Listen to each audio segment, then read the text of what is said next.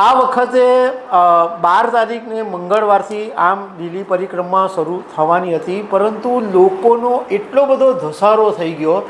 લાખો લોકો આવે છે દર્શન કરવા માટે, તો એટલો બધો ધસારો થઈ ગયો કે સોમવારે રાત્રે જ આનો જે લીલી પરિક્રમાનો જે ગેટ છે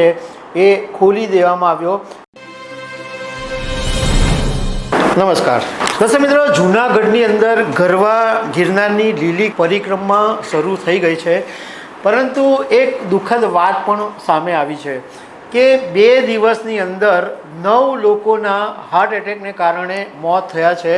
અને એવું કહેવામાં આવે છે કે આટલી મોટી સંખ્યામાં કદાચ પહેલી વાર આટલા બધા મોત થયા છે। તો આના વિશે હું તમારી સાથે વાત કરીશ। મારું નામ રાજેશ શાહ છે અને તમે જોઈ રહ્યા છો ગુજરાતના સૌથી મોટા ડિજિટલ ન્યૂઝ પ્લેટફોર્મ ખબર છે.com ને। દર્શક મિત્રો, દર વર્ષે ગિરનારની લીલી પરિક્રમા છે એ કારતક સુદ 11થી શરૂ થાય અને પૂનમ સુધી ચાલે, અને એની અંદર એવી એક નિયમ હોય છે કે જેમાં ભાવિકો જે હોય, જે શ્રદ્ધાળુ હોય, એ એકાદશીના દિવસે દામોદર કુંડમાં સ્નાન કરીને દામોદરજી, ભગવાન મહાદેવ અને દુધેશ્વર મહાદેવના દર્શન કરીને ગિરનારની તળેટીની અંદર રાત્રિ રોકાણ કરતા હોય છે અને એ પછી જય ગિરનારના નાદ સાથે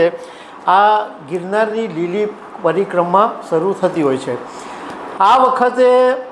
12 તારીખને મંગળવારથી આમ લીલી પરિક્રમા શરૂ થવાની હતી, પરંતુ લોકોનો એટલો બધો ધસારો થઈ ગયો,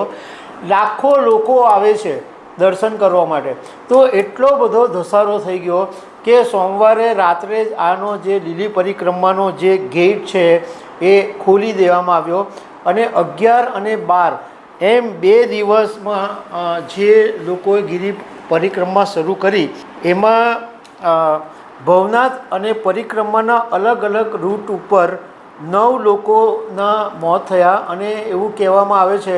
કે આ બધા લોકોના હાર્ટ એટેકને કારણે મોત થયા, કારણ કે એ લોકો જ્યારે પરિક્રમા કરી રહ્યા હતા, જ્યારે ચાલી રહ્યા હતા, ત્યારે એમને છાતીમાં અચાનક દુખાવો પડ્યો અને એમના મોત થયા। હવે જે 9 લોકોના મોત થયા છે એમાં મૂળજી લોખીલ એ રાજકોટના છે, પરસોત્તમ ભોજાણી જસદણના છે, હમીર રૈકા અમરસરના છે, રસિક ભરડવા દેવડાના છે, મનસુખ મોહન રાજકોટના છે, આલા ચાવડા ગાંધીધામના છે, અરવિંદ સિંઘવ રાજકોટના છે, અરુણ ટેલર મુંબઈના છે અને એક દેવચંદ પટેલ છે એ અમદાવાદના છે। આ જે 9 લોકો હતા એમની એવરેજ ઉંમર 50થી 60 વર્ષની હતી। એમાં એક દેવચંદ પટેલ હતા, એ 70 વર્ષના હતા, બાકીના બધા જે છે એમની ઉંમર 50થી 60 વર્ષની હતી। હવે આ જ્યારે ઘટના બની કે 2 દિવસની અંદર 9 લોકોના મોત થયા, એટલે જૂનાગઢ જિલ્લાના કલેક્ટર અનિલ રાણાવસિયાએ એક અપીલ કરી છે લોકોને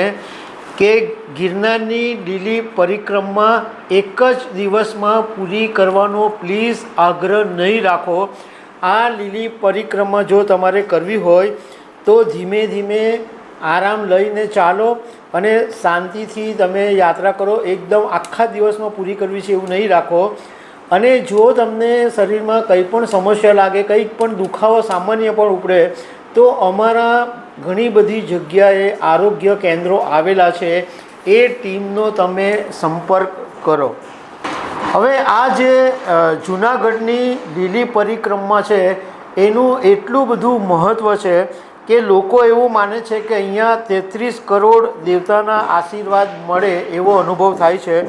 અને ગિરનારની અંદર 33 કોટી દેવતાનો વાસ છે અને 7 જન્મનું પુણ્ય મળે છે એવું શ્રદ્ધાળુઓ માને છે। એટલા માટે દર વર્ષે જ્યારે પણ આ લીલી પરિક્રમા શરૂ થાય ત્યારે લાખો લોકોની ભીડ ભેગી થઈ જતી હોય છે। એવું કહેવામાં આવે છે કે ભગવાન શ્રી કૃષ્ણએ સૌ પ્રથમ વખત આ ગિરનારની લીલી પરિક્રમા શરૂ કરી હતી અને ત્યારથી આ જે પરંપરા છે એ ચાલી રહી છે। તો દર્શક મિત્રો, આવી અનેક વાતો સાથે અમે તમને મળતા રહીશું। Thank you very much.